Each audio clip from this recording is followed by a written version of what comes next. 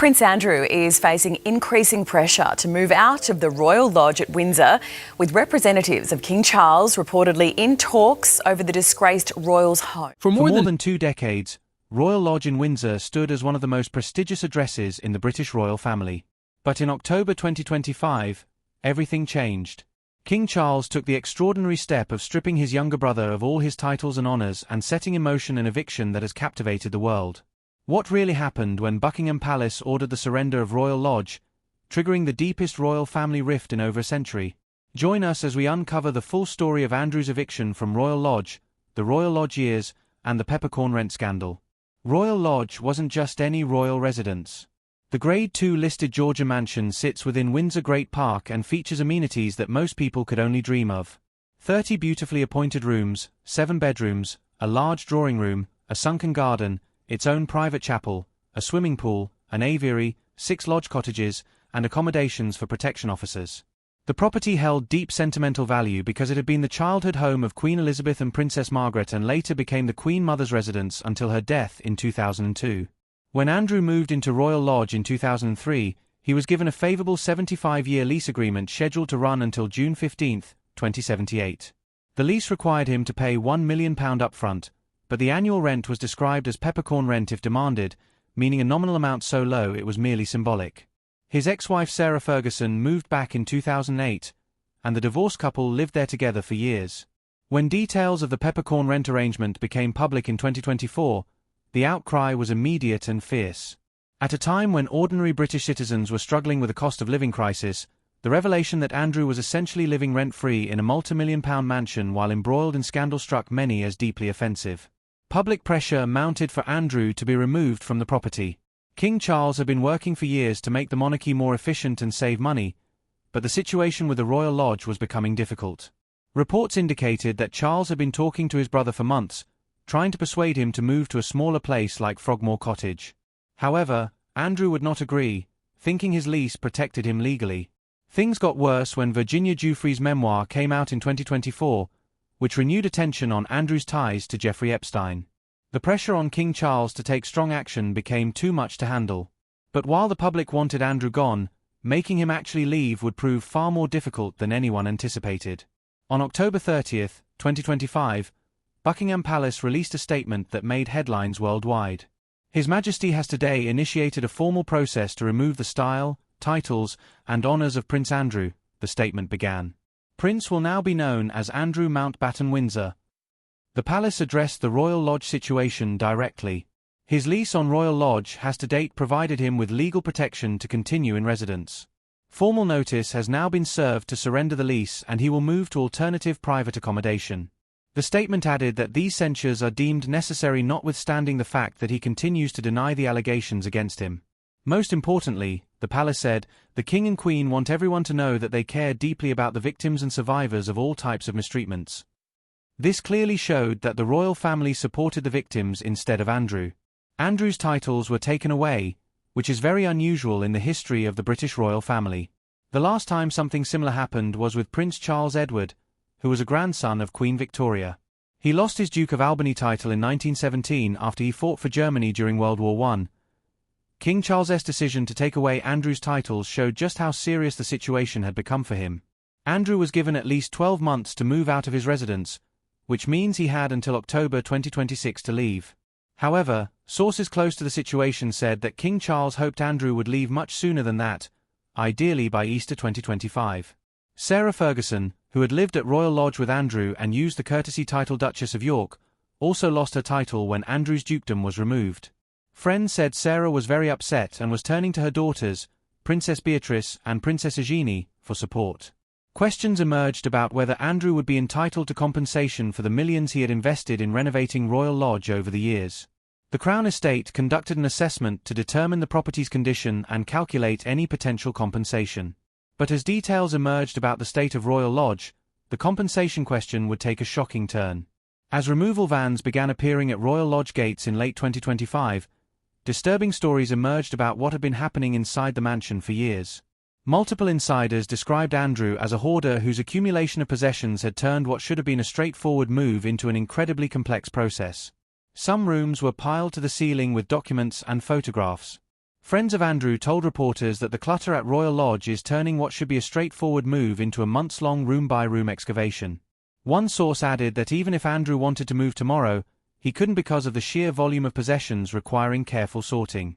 This revelation helped explain why his departure was taking so much longer than King Charles had hoped.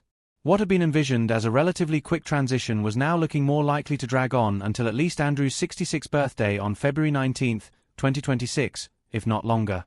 The hoarding situation also raised questions about Andrew's mental state and how he had been coping with isolation since stepping back from royal duties in 2019. Sources suggested he had increasingly retreated into his collection of documents and photographs as a way of maintaining a connection to his former life. Reports indicated that Andrew was moving to a shoe-box-sized house compared to Royal Lodge, meaning most of his accumulated possessions simply wouldn't fit. A storage unit had been arranged for the overflow, but this meant additional decisions about what to keep versus what to discard.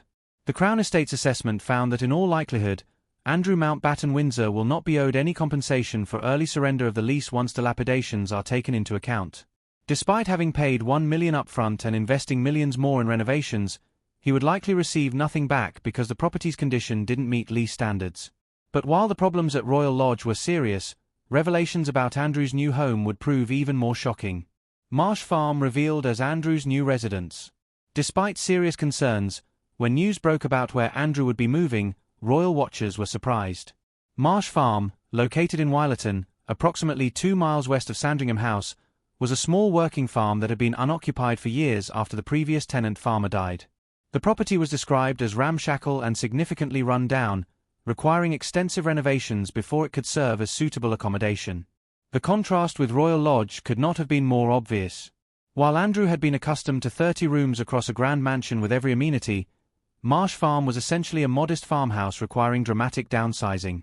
Sources said he really didn't want Marsh Farm and would have preferred Prince Philip's former home, Wood Farm, which was larger and closer to Sandringham House. However, Wood Farm was deemed inappropriate for Andrew specifically because it would place him too close to the rest of the royal family during occasions like Christmas. The decision to place Andrew at Marsh Farm, 2 miles away, was seen as deliberate isolation from the family while still providing accommodation. A royal source said, "One thing for sure is that it is a lot smaller and less luxurious than Royal Lodge." Friends indicated that Andrew won't have lived anywhere that small since he left his apartment at Buckingham Palace and then he had free roam of the building and grounds. By January 2026, construction crews descended on Marsh Farm to begin extensive work. Reports described at least 6 workmen toiling outside in the rain, installing new security features, and making repairs. A new 6-foot fence replaced the original barbed wire, and security companies installed CCTV cameras and surveillance systems throughout. The property lacked suitable garaging for Andrew's cars, which hasn't gone down well with him. It also wasn't large enough for live-in staff, so King Charles planned to provide a cleaner, a groundsman, and a cook from Sandringham to look after Andrew's needs on an ad hoc basis. Royal commentator Richard Fitzwilliam suggested this arrangement was deliberate, noting that keeping Andrew at Sandringham was one way of in a sense controlling him. But while these concerns were significant, they palled in comparison to shocking environmental warnings about Marsh Farm's location. The shocking flood risk warnings that threaten Andrew's new home. In January 2026, reports emerged that sent shock waves through royal circles. Marsh Farm, it turned out, was located on a floodplain and carried significant flood risk, according to environmental assessments. This meant Andrew was moving not just to a smaller property, but potentially to a home that could be inundated with water during severe weather events. A flood risk assessment from 2024 for Wolferton Barns, just meters from Marsh Farm, stated that the Environment Agency operates a floodwing system to enable householders to protect life or act to manage the effect of flooding on property. This was official recognition that flooding represented a real danger. The assessment detailed specific risks. Failure of Wolverton pumping station may occur due to long-term mechanical breakdown or power supply being disrupted. If this critical system failed, properties like Marsh Farm would be directly threatened. The document concluded that if conditions put properties and land at risk of flooding, emergency action would be taken using temporary pumping equipment. Marsh Farm's safety from flooding relied on a pumping station that might break down any time along with emergency equipment and staff to help if it did. Residents were advised to register for flood alerts from the Environment Agency. Unfortunately, this news came out just as Storm Chandra hit Britain with strong winds and heavy rain. The storm led King Charles to shut down the children's play area at Sandringham Estate because of unsafe conditions, showing the types of dangers Marsh Farm could encounter. Royal watchers noted with alarm that Andrew's flooding woes would have deepened as Storm Chandra struck, demonstrating in real time the weather events that could threaten his new home. The flood risk raised serious questions about the king's decision-making in selecting Marsh Farm. Had environmental risks been properly assessed? Was the king aware of the flooding vulnerability? And if he was aware, why place a family member in a property with such obvious risks when other properties on the Sandringham estate were available? Some royal commentators suggested the choice of Marsh Farm, despite its flood risks, might have been deliberate, part of a strategy to make Andrew's life uncomfortable enough that he might eventually choose to leave the United Kingdom entirely. But the flood warnings weren't the only shocking revelation about Marsh Farm's suitability. The security nightmare and emergency drone ban over Marsh Farm. As Andrew's move approached, another serious concern emerged. Security experts raised alarms about the property's vulnerability, and authorities took the extraordinary step of extending Sandringham's no-fly zone to include Marsh Farm, preventing drones from surveilling the property. The original no-fly zone around Sandringham House protected the royal family during Christmas gatherings. The need for such protections had been dramatically demonstrated in March 2025 when drones were spotted flying over Sandringham during Ukrainian President Vladimir Zelensky's visit to King Charles. That incident raised serious concerns about the estate's security. The new legislation covering Marsh Farm was made on September 16, 2025, and came into force on September 22, weeks before Andrew's titles were formally stripped. This timing suggested that planning for Andrew's move had been underway for some time before the public announcement. The order stated that the Secretary of State has decided that it is necessary in the public interest to amend the restricted area. An explanatory note added that it has been agreed by the Civil Aviation Authority and the Department for Transport that flying should be restricted in the vicinity of the specified areas for reasons of public safety and security. Despite these enhancements, experts questioned whether Marsh Farm could ever be made as secure as Royal Lodge had been with its established security infrastructure and position within protected Windsor Great Park. Marsh Farm sat 2 miles from Sandringham House on an isolated rural property, making rapid response to any security incident more difficult. Sources indicated that King Charles would be funding Andrew's future accommodation and security privately rather than through public money, representing a significant ongoing expense.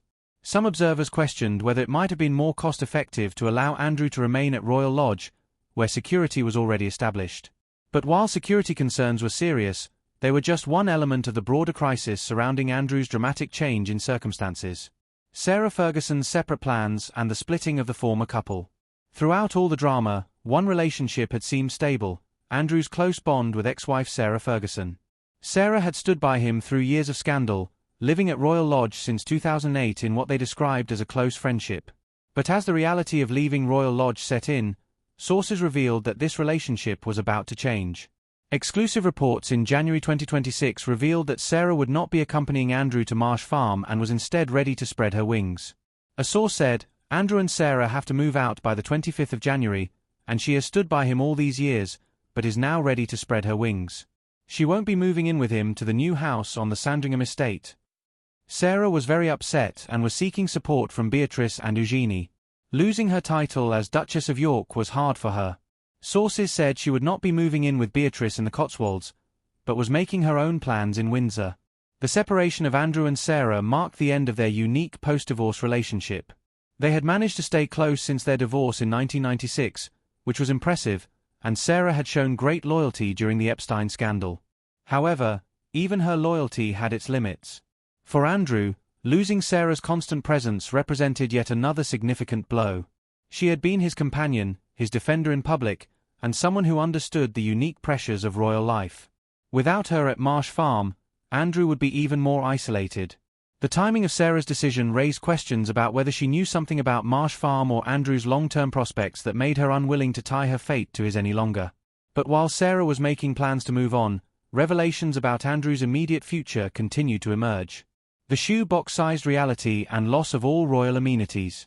As more details emerged about Marsh Farm, the full extent of Andrew's fall from grace became impossible to ignore.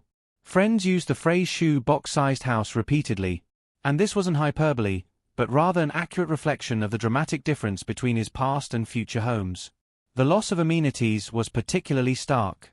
At Royal Lodge, Andrew had enjoyed a private swimming pool, an aviary, a beautiful sunken garden, and the Royal Chapel of All Saints for private worship. All of these would be gone at Marsh Farm. He would no longer be able to attend religious services in privacy, but would need to travel elsewhere, potentially exposing him to public view and media attention.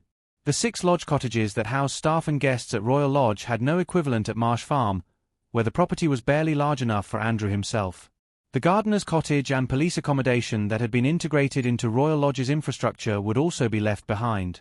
The loss of live-in staff was particularly significant for someone who had never managed his own household independently. Andrew had grown up in Buckingham Palace with staff attending to every need. Now, instead of his own dedicated team, he would be dependent on ad hoc assistance from Sandringham staff coming and going according to a schedule determined by his brother.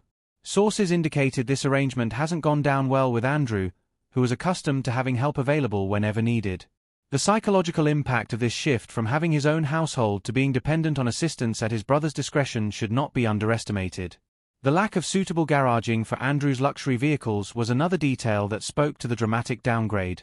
While sources suggested this may be dealt with during the refurbishment, the reality was that the property simply wasn't designed for the lifestyle accessories Andrew had always taken for granted. Friends indicated that the reality of Marsh Farm had hit Andrew hard. The phrase, "he really didn't want Marsh Farm," captured his deep reluctance, but the formal eviction notice left him with no choice but to comply. Royal experts noted that the King's choice of Marsh Farm sent a clear message to the wider public and other royals. Titles and privileges came with expectations of behavior, and failing to meet those expectations would result in swift, severe, and permanent consequences. But while the loss of amenities was shocking, the implications of Andrew's isolation raised even more concerning questions. The isolation strategy and questions about Andrew's long-term future. Royal commentators increasingly concluded that the choice of Marsh Farm represented a deliberate strategy of isolation and control. By placing Andrew at a remote farmhouse 2 miles from Sandringham House, King Charles was signalling that Andrew's exile from royal life would be geographic as well as social and ceremonial.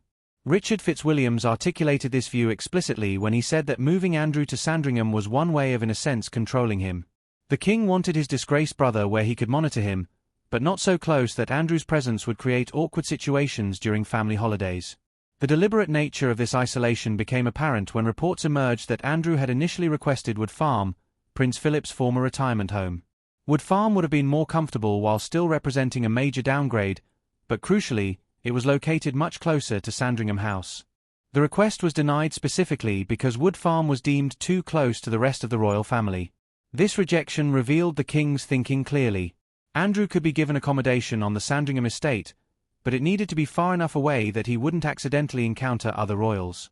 The 2m distance was apparently the minimum acceptable buffer zone. The isolation strategy extended beyond physical distance. While Royal Lodge had been in Windsor, where Andrew had built connections over 2 decades, Marsh Farm was in a rural area where Andrew had no established relationships. He would be starting over socially at age 65 or 66.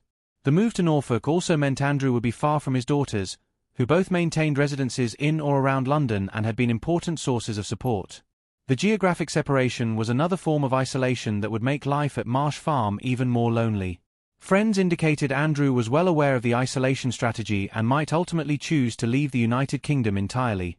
One friend said he could relocate to the Middle East where he has long-established business contacts. This possibility was taken seriously enough that royal experts discussed it as a realistic scenario. The Middle East option was particularly intriguing because Andrew had maintained relationships in countries like Dubai and the UAE. These connections potentially offered him the possibility of a life where his scandal might not follow him quite as relentlessly and where he might maintain a more comfortable lifestyle than what awaited him at Marsh Farm. The question of Andrew's long-term future remained genuinely open with multiple scenarios still possible. He might accept his exile to Norfolk. He might eventually be moved again if Marsh Farm proved unworkable. Or he might choose to leave the United Kingdom entirely. What seemed increasingly clear was that Marsh Farm was unlikely to be Andrew's final destination. Whether because environmental problems made it untenable, because the isolation proved too much, or because the broader strategy ultimately succeeded in pushing him out of the country entirely. But one final revelation about Marsh Farm cast everything in an even more shocking light. The ultimate warning, Marsh Farm as temporary housing and what it really means. In a stunning development in mid-January 2026, reports suggested that Marsh Farm might not even be Andrew's permanent residence, but rather temporary or interim accommodation while something else was being arranged. This revelation raised profound questions about King Charles's true intentions. Sources indicated that Andrew would be offered temporary accommodation on the Sandringham estate while renovation work continued on Marsh Farm or potentially on some other property. The precise location of this interim housing remained unclear. This meant Andrew's housing crisis was far from over, and he might face additional moves and uncertainties in the months ahead. The prospect of being shifted from one temporary property to another represented a new form of instability that must have been deeply unsettling. Some observers interpreted the temporary designation as evidence that King Charles had not yet made final decisions about how to handle his brother long-term. The extensive renovations at Marsh Farm seemed inconsistent with it being truly temporary, as the investment in security fencing, CCTV and improvements wouldn't make sense for a brief occupancy. Another interpretation was that describing Marsh Farm as temporary was a face-saving measure that allowed Andrew to accept the move without completely giving up hope that his circumstances might improve.